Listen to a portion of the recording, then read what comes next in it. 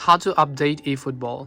Hi everybody, welcome back to the channel. In this video we are going to be learning how we can update the eFootball game, so make sure to watch the video till the very end. So if you have the eFootball application installed and now your game has received an update, whenever you launch the game you might get a pop-up trying to tell you that you need to update the game to get more latest news and data.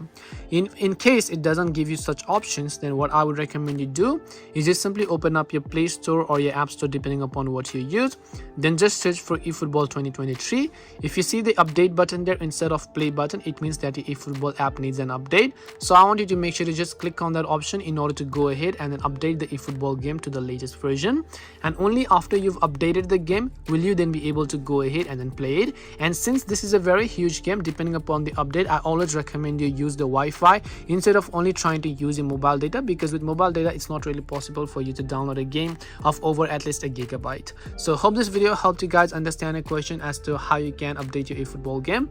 If you have got any questions, feel free to comment down below. Thank you for watching till the end of the tutorial and see you soon in the next video.